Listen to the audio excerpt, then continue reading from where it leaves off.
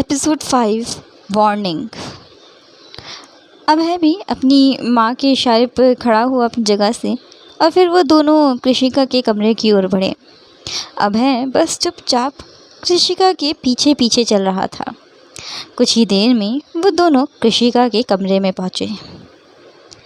बिना कुछ कहे ही अभय उसके बेड पर जाकर बैठ गया, जिससे कृषिका गुस्से से तिलमिला गई और उसने साइड टेबल पर रखा फूलदान उठाकर अभय पर हमला करने की कोशिश की।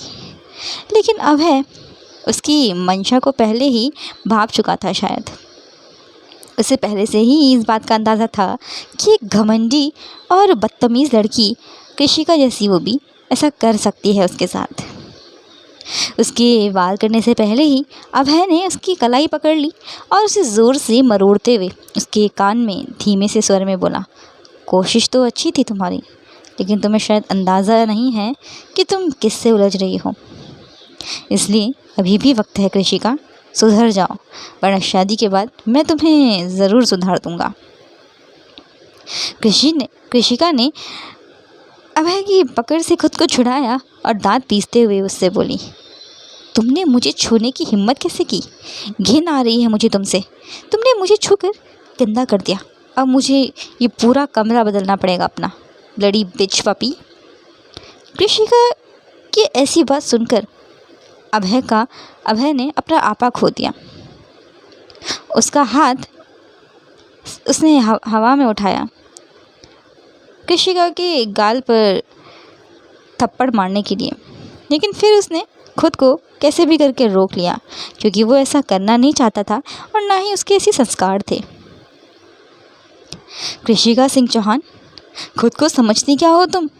किस बात का घमंड है तुम्हें? क्या तुम जानती हो कि तुम्हारे दादाजी ने? इतना कहते कहते ही अभय रुक गया और कमरे से बाहर चला गया।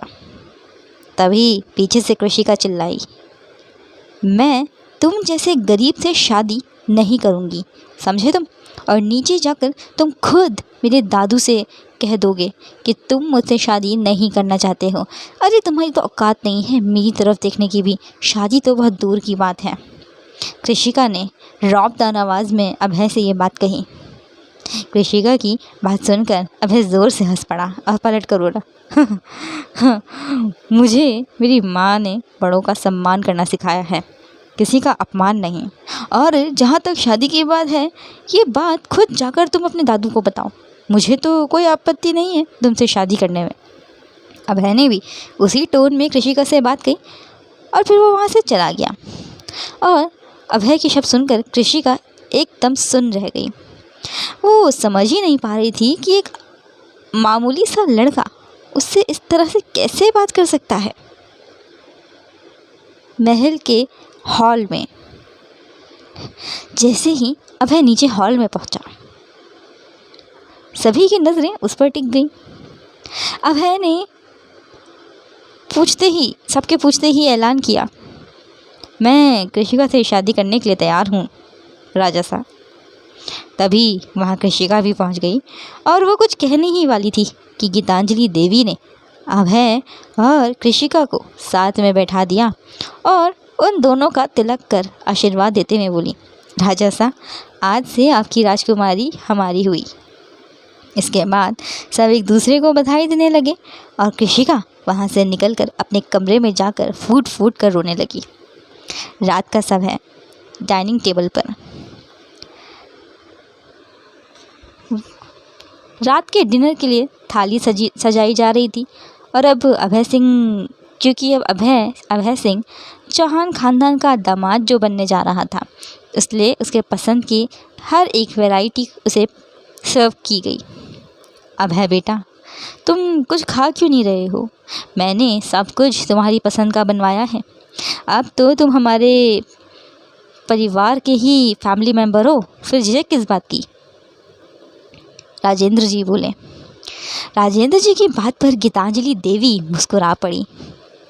अभय ने भी मुस्कुराकर राजेंद्र जी से कहा, ऐसी कोई बात नहीं है राजा साहब, बस मेरी होने वाली पत्नी कुछ खा नहीं रही है तो मुझे भी भूख नहीं लग रही है।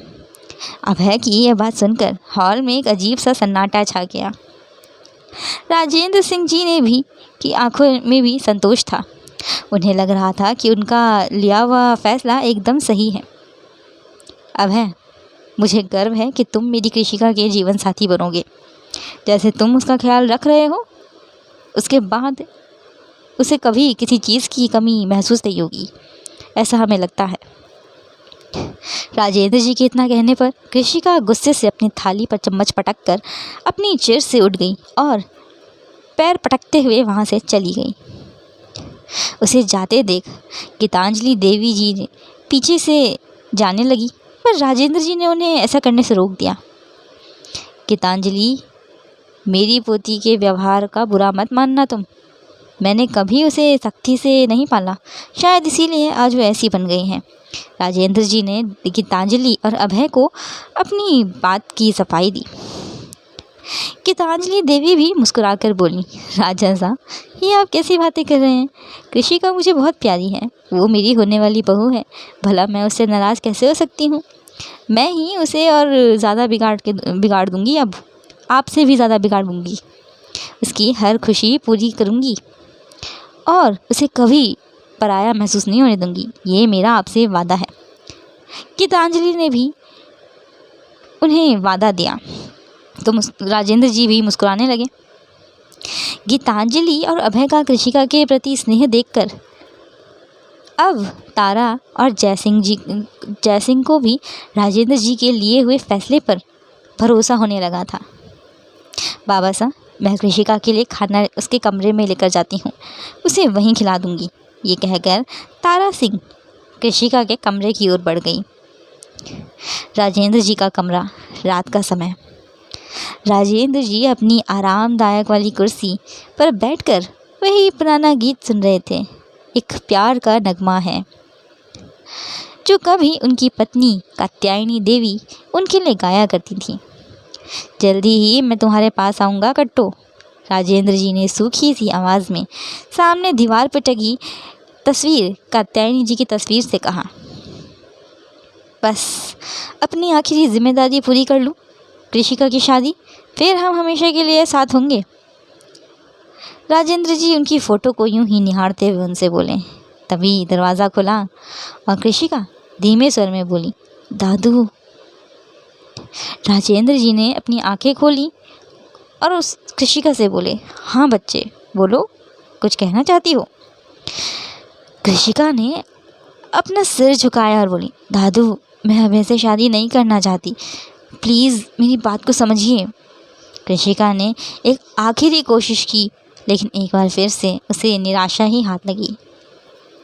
राजेंद्र जी ने जो कहा वो सुनकर अब वो पीछे हट ही नहीं सकती थी। राजेंद्र जी कृषिका से बोले, कृषिका, मैंने हमेशा तुम्हारी हर ख्वाहिश पूरी की है, क्या तुम मेरी एक लास्ट विश को पूरा नहीं कर सकती? मैं चाहता हूँ कि मेरी पोती से पहले मैं चाहता हूँ कि मेरी मौत से पहले मैं तुम्हारी शादी को देख जाऊँ। मेरे मरने के बाद तुम्हारा इस दुनिया में कोई नहीं होगा जिसे तुम अपना कह सको। बस इसीलिए मैं चाहता हूँ कि तुम्हारी शादी जल्द से जल्द हो जाए। अपने दादू की ये बात सुनकर कृषिका ने चुपचाप अपना सिर हाँ में हिलाया और कहा, ठीक है दादू, आपकी खुशी के लिए मैं कुछ भी कर सकती हूँ। मैं अभय से शादी करूँगी। ये कहकर कृषिका अपने दादाजी के गले से लग गई और फिर उन्होंने उसके चेहरे पर एक शैतानी मुस्कान फैल गई उनके गले लगते ही। वो अपने मन में बोली, अब देखना अभय सिंह, तुम्हारे साथ मैं क्या करती हूँ। यही ख्याल अपने मन में सोचते हुए वो वापस अपने कमरे में चली गई। आज के लिए बस इतना ही। अगर आपको आज का एपिसोड अच्छा लगा तो कमेंट करें, वीडियो को लाइक करें, शेयर करें और चैनल को सब्सक्राइब करना ना भूलें। Thank you.